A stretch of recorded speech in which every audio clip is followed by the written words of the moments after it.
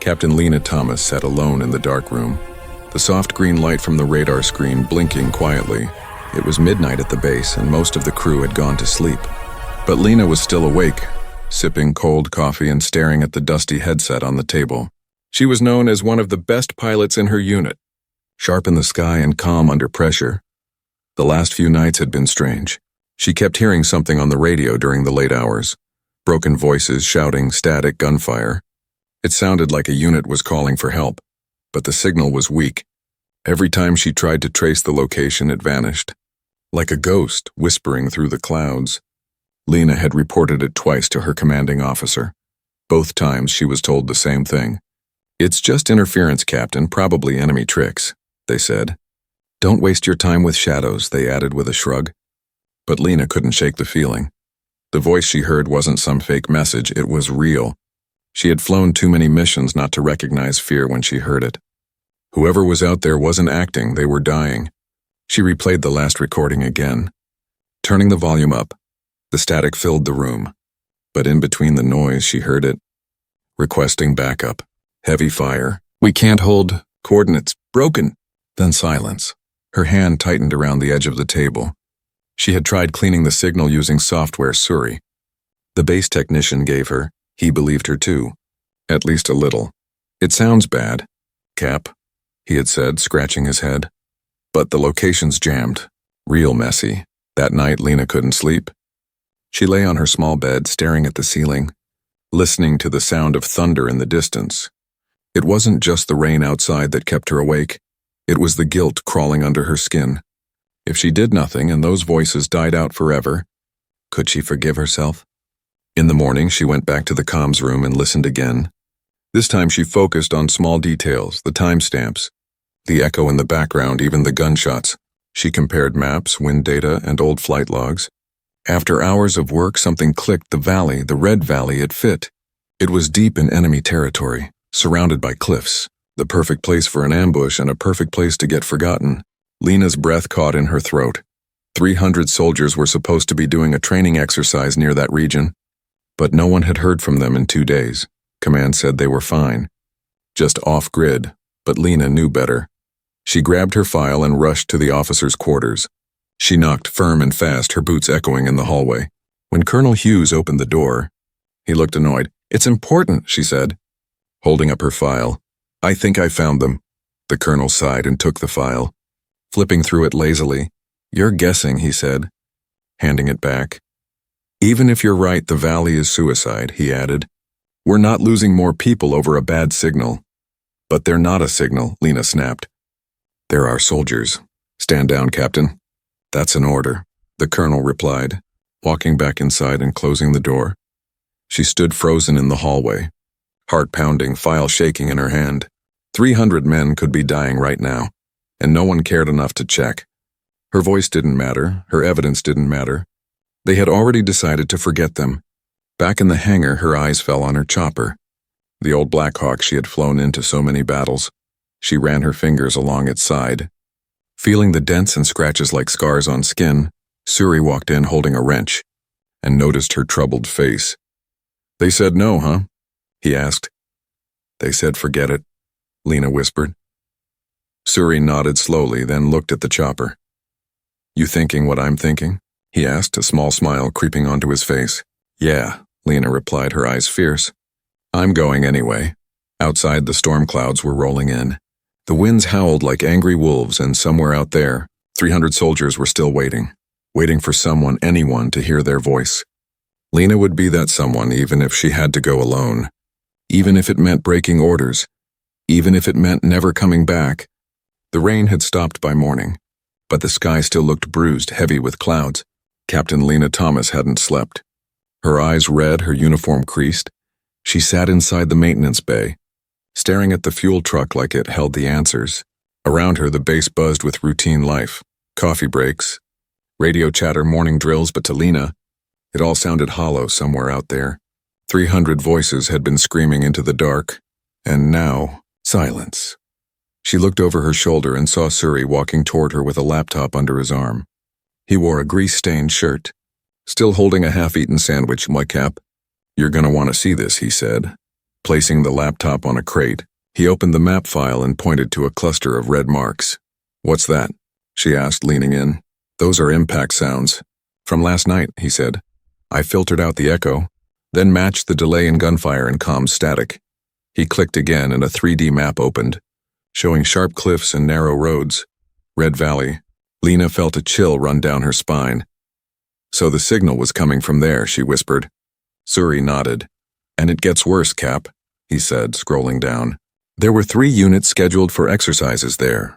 Bravo, Charlie, and Delta. Lena's heart thudded. "Wait, Charlie Company?" "That's Ramos's unit," she said, recognizing the name. Ramos had trained under her 2 years ago. "Stubborn but brave," he had once said. "If you ever need me to jump off a cliff, just point. Now he might be dying in one." She stood up, pacing, mind racing. "If I bring this to the colonel again, he'll shut me down," she said. "They already wrote those guys off," Suri added quietly. "No backup, no evac, no rescue." She clenched her fists. "We can't let it end like that," she muttered. Suri scratched his neck, thinking. "We'll need a flight plan." "Unofficial," he said slowly. She raised an eyebrow. "Unofficial?" "Yeah." He smiled slightly, as in, "They won't know until we're gone." Lena felt a small fire light up in her chest for the first time in hours. She felt like a pilot again, not a puppet. They spent the next 2 hours gathering details in secret. Suri used a stolen passcode to access fuel logs. Lena pulled weather data and wind patterns, studying how to slip past radar. Every second was borrowed time. Ray, the gunner, found them in the storage room while loading extra gear. "You two look like you're building a crime," he joked. Lena looked up, serious. "We're going into Red Valley." "Ray," she said. He blinked, then grinned.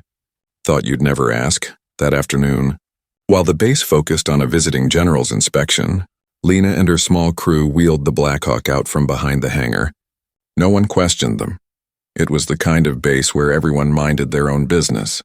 Or maybe deep down a few of them knew, and chose silence over orders.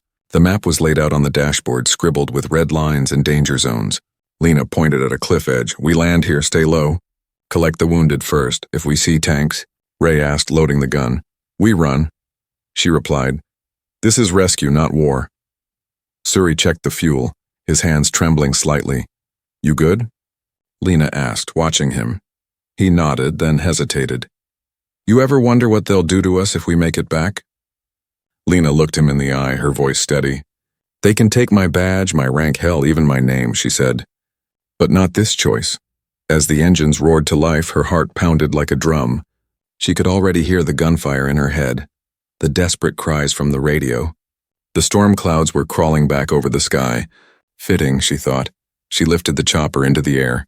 Smooth and controlled, Ray gave a thumbs up from the back, his eyes scanning the ground below.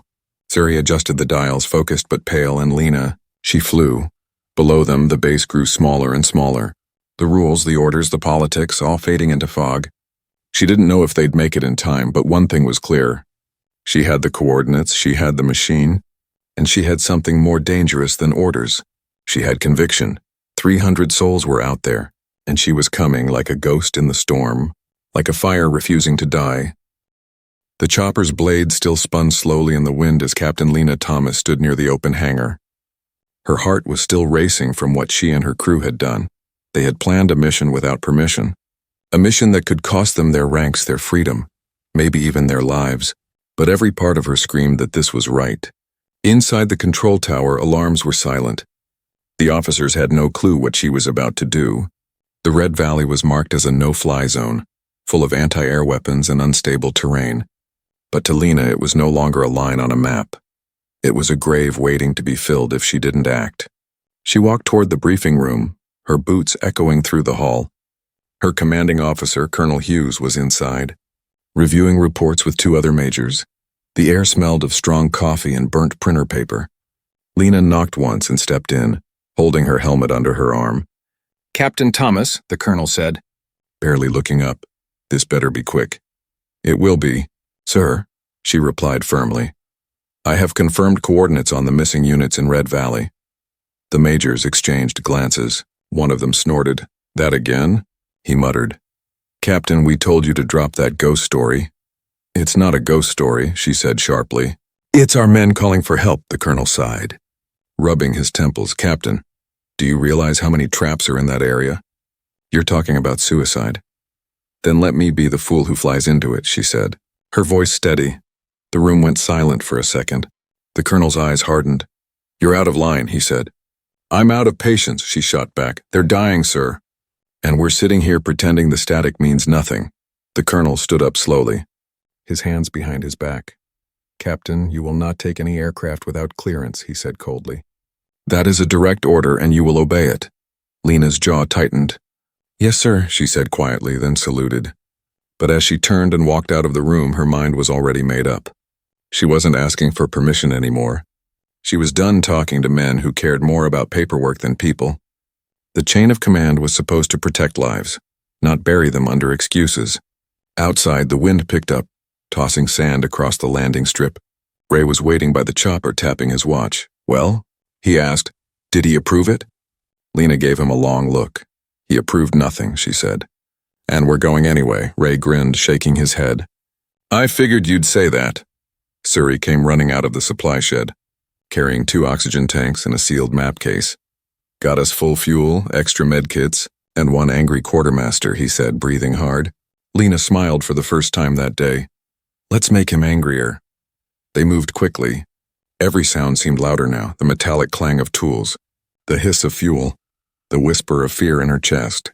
She felt like a thief stealing justice from her own army. But she didn't care before boarding. She looked up at the sky, the clouds dark and heavy. "Give me strength," she murmured under her breath, not to any god, but to the wind itself. To the souls waiting below, Ray shouted, "Engines ready!" And the Black Hawk came alive.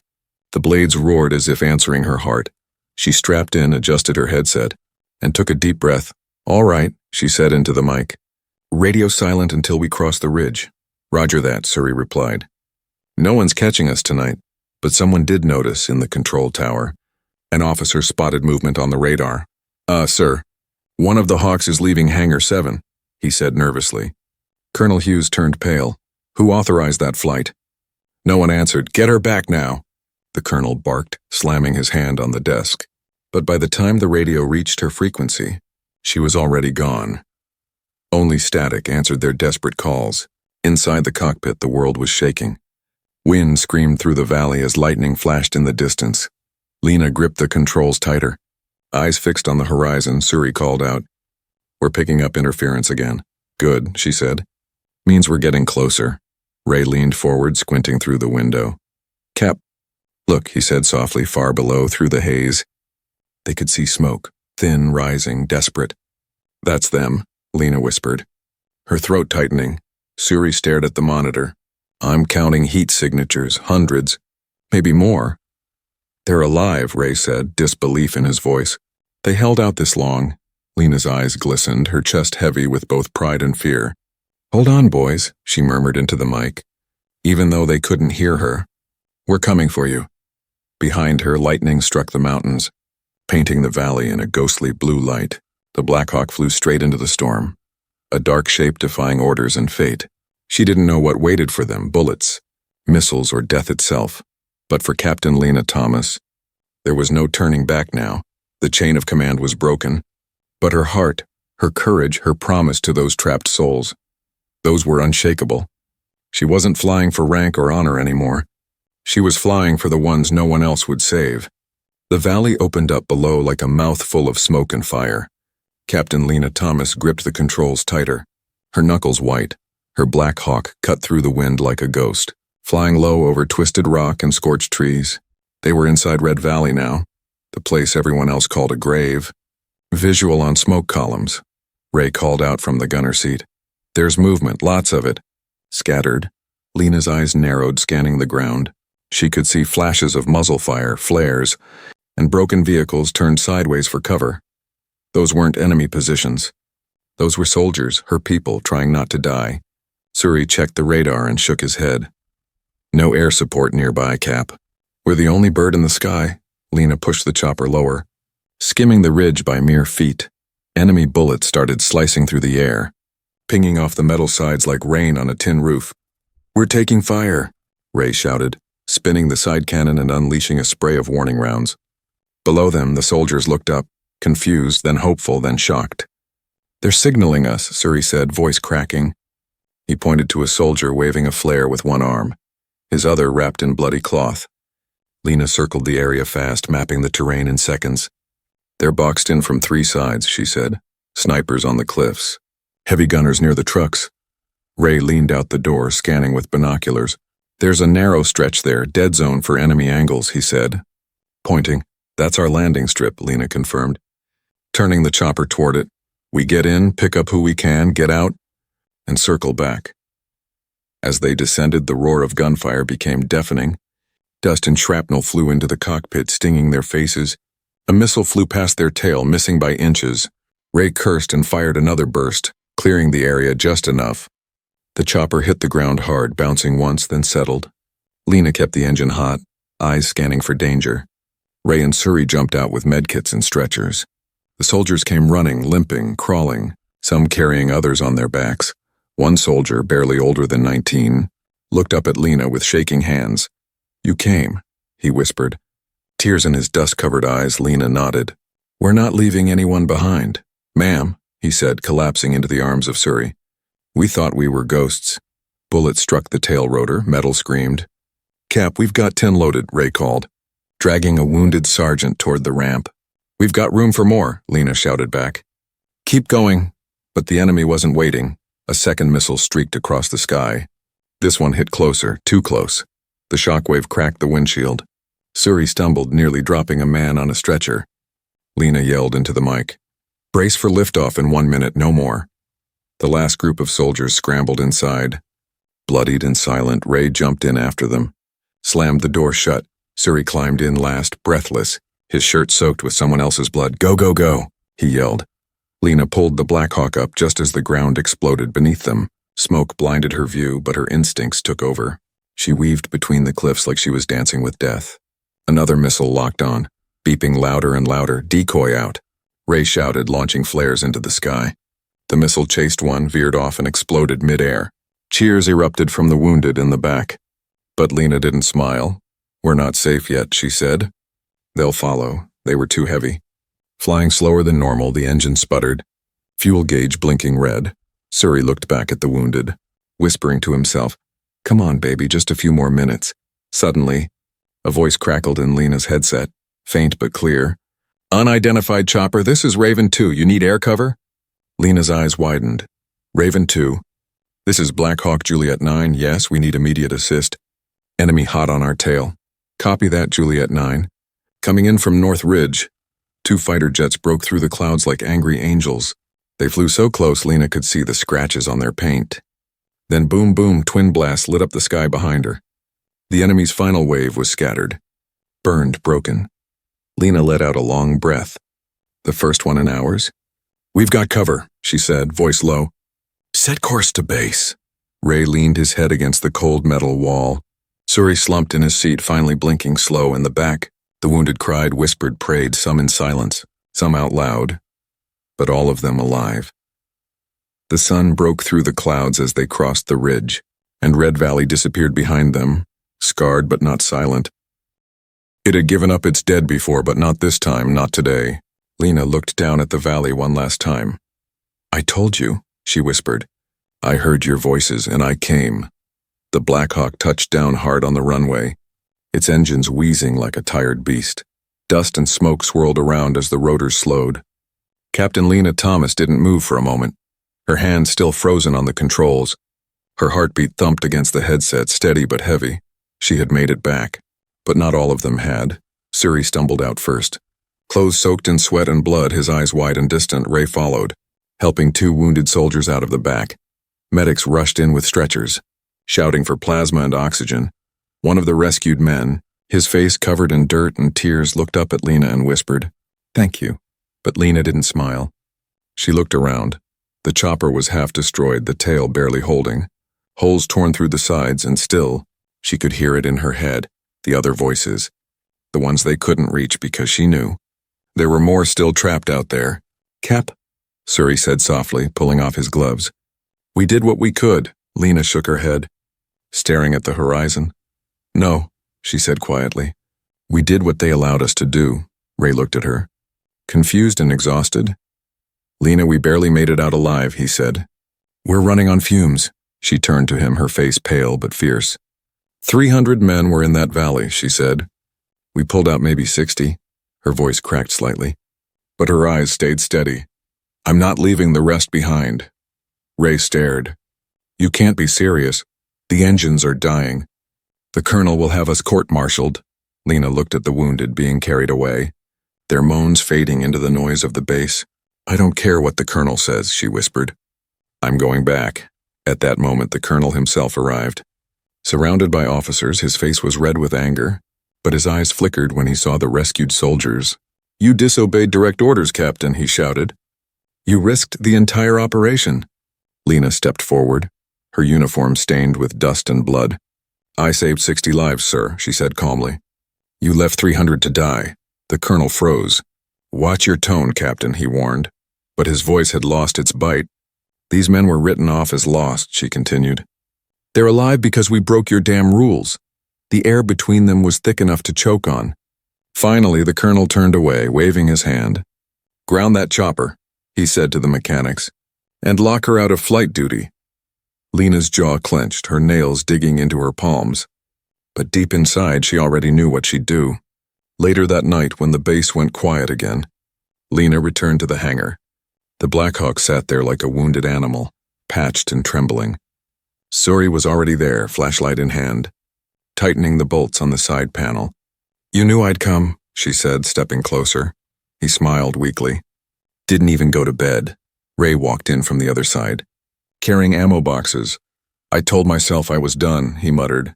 "But then I remembered the faces of those we left behind." He looked at her and nodded. "Let's finish what we started." The night wind howled through the hangar doors. Lena climbed into the cockpit, feeling the machine respond under her hands. Every dent and scratch told a story, she whispered softly. "One more flight." "Old friend." They didn't use lights this time. The engines came alive in a low growl. Suri checked the systems. Fuel's barely half. "Cap?" Lena smiled faintly. "Then we'll make every drop count." As the chopper lifted again into the dark, the base alarm started to wail in the distance. Someone had noticed. Ray laughed over the headset. "Guess the colonel's not sleeping tonight," Lena replied, her voice calm and proud. "Neither are we." The valley came into view again. Only now it was worse, fires burning brighter, enemy lights moving in patterns. The radio crackled faintly, weak signals, voices half gone. "Anyone, please, we can't." Lena's hands trembled on the controls. "I hear you," she whispered, tears blurring her vision. "Hold on. I'm coming." She turned the chopper toward the burning ridge. "Ray, get ready on the gun," she ordered. "Suri, mark any heat signatures. We'll go for the largest group first." The Blackhawk descended again into chaos. Tracer rounds tore through the night sky like angry fireflies. The ground shook with explosions. Still, Lena didn't slow down. "Cap, they're locking on again." Suri shouted. "Let them," she said, pushing the throttle harder. "This bird's not dying until they're all out."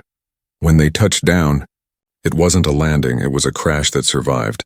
The ramp opened, smoke poured in, and soldiers ran toward the light. Some fell before reaching it.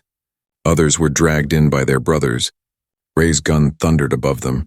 Each burst a heartbeat of defiance. Lena didn't think of rank or punishment anymore. She only thought of faces, every soldier who still believed someone might come. And now they had, by the time the last man climbed aboard. The Blackhawk was shaking, riddled with bullet holes. Suri screamed. "We can't hold altitude much longer," Lena shouted back. "Then we don't fall until we're safe." And as the valley shrank behind them again, the helicopter flew like it had wings made of fire and faith. One bird carrying the weight of 300 souls. And one pilot, who refused to let them die forgotten. The Blackhawk screamed through the dark sky, shaking like a dying heart. Its engines coughed and roared as smoke leaked from the side vents.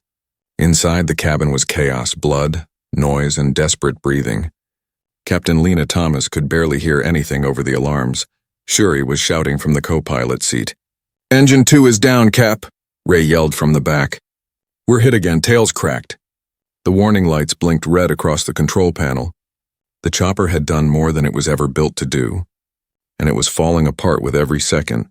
Lena gritted her teeth, trying to steady the controls. "Stay with me." "Old girl," she whispered to the helicopter. Her hands were shaking, not from fear, but from the sheer force she was using to keep the bird alive. The sound of metal grinding filled the cockpit. Behind her, the rescued soldiers clung to anything they could hold. Some prayed, some cried, and some stared blankly at the floor.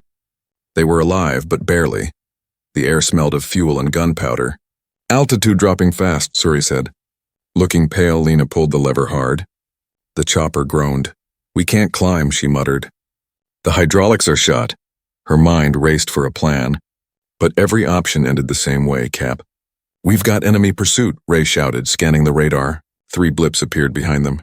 Enemy aircraft closing fast. "They're locking on," Suri screamed. Lena's heart pounded. "Deploy flares." Ray launched them, and the night sky lit up in bursts of orange fire.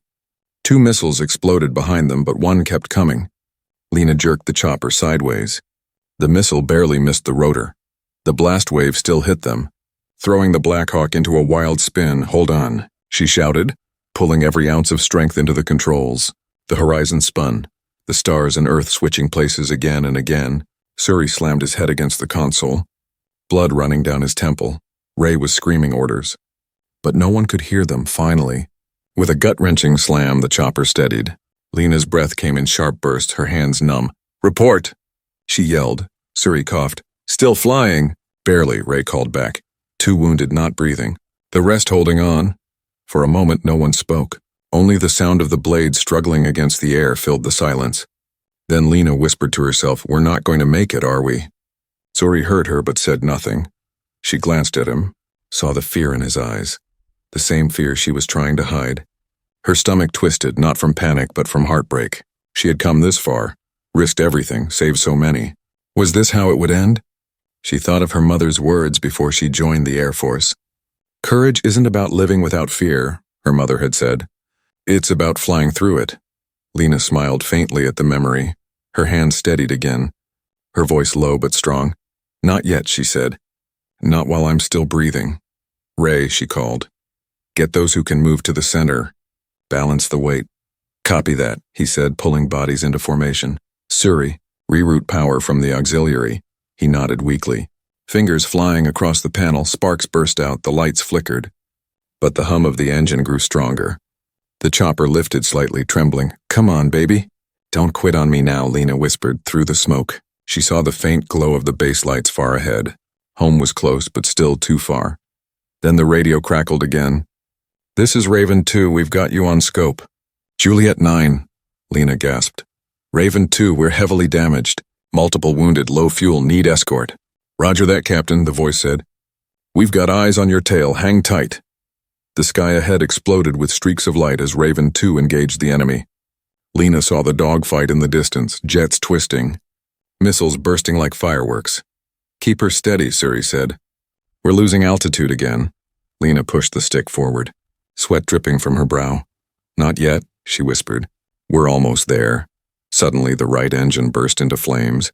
The cockpit filled with heat and smoke. Suri shouted, "Engine 3's gone." Ray yelled, "We're on fire!" Lena's vision blurred. Her lungs burned as the smoke filled her chest. She couldn't breathe, couldn't think, but her hands didn't stop moving. She looked at Suri, coughing hard beside her. "If we crash," she said, "you make sure they live." He shook his head, eyes watering. "We'll make it, Cap, we have to." The ground rushed up to meet them. The altimeter spun wildly, alarms screaming in her ears. Lena closed her eyes for one brief second, and then, impact. The Black Hawk hit the field just beyond the base walls. Sliding across the dirt, the rotors shattered, sparks flying like lightning. The chopper spun once, twice, then stopped. Tilted on its side, silence followed. Heavy and unreal. Lena opened her eyes slowly. Everything ringing, smoke curled around her helmet.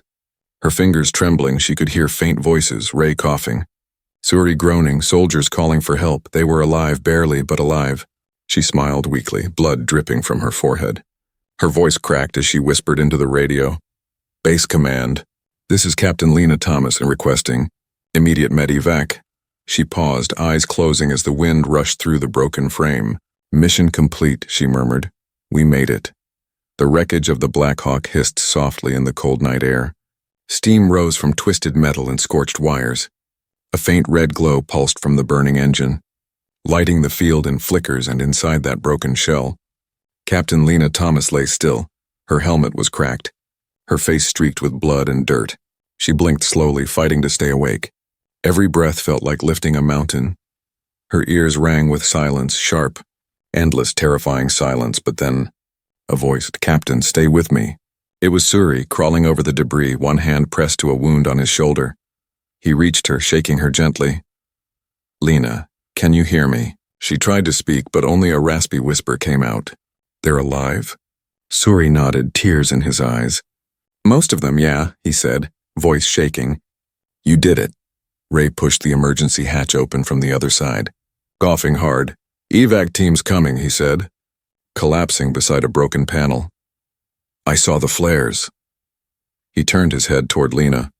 "You stayed on the bird until the end, didn't you?" Lena gave the smallest smile. "I couldn't leave her," she said softly. "She carried us home." The base was a blur of motion now. Sirens blared, soldiers ran, medics rushed with stretchers. Floodlights lit up the crash site like a stadium. Shadows danced across the torn field, and from the sky, Raven 2 circled once, then peeled off into the clouds. A team reached the wreck, pulling the hatch wide open. "Found the pilot!" One shouted. 2 medics slid inside, lifting Lena gently onto a stretcher. Her body trembled with pain, but she never took her eyes off the sky. "Still dark," she whispered. "Almost dawn," the medic replied.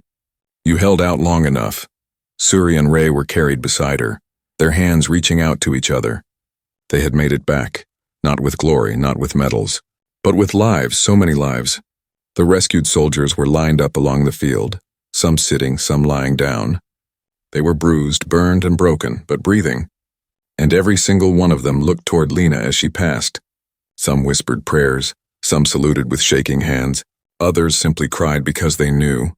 They knew she had come for them when no one else did. They knew she gave them something the war had stolen: hope. Colonel Hughes stood at the edge of the crowd, his arms crossed. He watched the medics lift Lena onto the emergency truck. He didn't speak, not at first, but when she was wheeled past him, her eyes half open, he said quietly, "You disobeyed orders." Lena looked up at him through swollen eyes. "And I'd do it again," she whispered. The colonel didn't reply, but when she was out of sight, he turned to his aide and said, "Make sure she gets the best damn care we have." Hours passed. Lena drifted in and out of sleep inside the field hospital. Machines beeped softly beside her. The pain in her ribs throbbed with every breath, but she didn't complain. She was still alive, and that was enough. She woke again to a familiar voice, gravelly. Low, proud Captain Thomas, it was General Harrow, flown in from Central Command. He stood beside her bed with a file in his hand and a strange expression on his face. "You violated direct orders," he said. "Stole military property, went dark without clearance, and risked international fallout." Lena closed her eyes, ready for the punishment. Then the general added, "You also saved over 200 men, fought off 2 enemy choppers, and returned with every one of your crew alive." He opened the file. "There's talk of court-martial," he said. "But there's also talk of medals." Lena raised an eyebrow weakly. "What do you think, sir?" The general smiled. "I think you redefined the word hero." Later that day, the survivors came in one by one. They stood quietly at her bedside. Many still bandaged. Some brought notes. One handed her a drawing, simple, rough. It showed a helicopter surrounded by stars with the words "Thank you" scribbled underneath. Suri and Ray sat nearby, still bruised but smiling. Ray said, "They're calling it the last mile run." "Not bad for a suicide mission," Suri added. Lena laughed, and even though it hurt, she didn't stop. Outside, the sun finally rose. It painted the base in gold, warmed the air, and made the torn-up field look almost peaceful. Lena looked through the window. She had flown into hell and come back with souls still breathing. She had made it through the storm, the silence, the fire. She had made it to the last mile, and the last mile had changed everything. The room was colder than it needed to be. The air smelled of paper, ink, and decisions made long before anyone walked in. Captain Lena Thomas sat straight in her chair, back wrapped in medical tape, arm still in a sling. Across from her sat a panel of 5 officers, ribbons on their uniforms, silence on their faces, a court-martial. They called it, but to her it felt more like a waiting room for someone else's shame. She had flown into death's mouth and returned with over 200 men alive. And now they were asking her why she did it. A colonel cleared his throat and began to read the list. Unauthorized flight operation, he said. Disregarding direct orders, theft of military equipment, engaging enemy forces without clearance. Lena listened without flinching. Every word felt like a bruise pressed too hard, but none of it hurt more than the memory of that valley, of the voices she heard on the radio, begging not to be forgotten. The senior officer leaned forward. Captain Thomas, he said, do you have anything to say before we decide your fate? Lena took a deep breath. Her throat was dry, her ribs ached, but her voice didn't shake. I followed my training, she said. I followed my instincts, my duty, and my heart. She paused, eyes scanning the cold faces in front of her. I heard soldiers calling for help, and I acted, another officer interrupted. You acted without authorization, and you put yourself and your crew at great risk. Lena nodded slowly. Yes, she said, and if I had waited for authorization, they would be dead. Silence again. Then the door opened at the back of the room. General Harrow walked in, holding a sealed folder and a face unreadable as stone. The panel stood briefly, then sat back down. Gentlemen, the general said, before you pass judgment, I believe you should see this. He handed the folder to the senior officer. Inside were letters, over 100, signed by the soldiers Lena had saved. Handwritten, typed, some messy, some perfect. But everyone told the same story. She came when no one else would. She saved our lives. She made us believe we mattered. The senior officer read a few lines out loud. His voice cracked on the third one. Then he closed the folder and looked at Lena. You disobeyed, he said slowly. But sometimes, that's what heroes do. He stood, the others following. This hearing is closed, he said. There will be no charges. Lena blinked in disbelief. The general stepped forward and handed her a small box. She opened it slowly. Inside was a medal, silver and blue, shaped like wings carrying flame. Distinguished Valor Cross, the general said. Not for following rules, he added with a smile, but for knowing when to break them. Word spread fast. By the time she stepped outside, half the base was waiting. The soldiers she had saved stood at attention, some on crutches, some in wheelchairs, all wearing the same look, gratitude wrapped in silence. They didn't cheer, they didn't clap. They just raised their hands to their foreheads and saluted. All of them as one. Lena's heart swelled. She had never flown for medals or promotions or speeches. She had flown because someone had to. Because silence kills more surely than bullets. Ray and Suri stood to the side. Both in fresh uniforms, Ray smiled and said, Not bad for criminals, Suri laughed. Guess we're legendary now. Lena looked at them, eyes shining. No, she said. We're just the ones who said yes when everyone else said no. That evening, she visited the hangar one last time.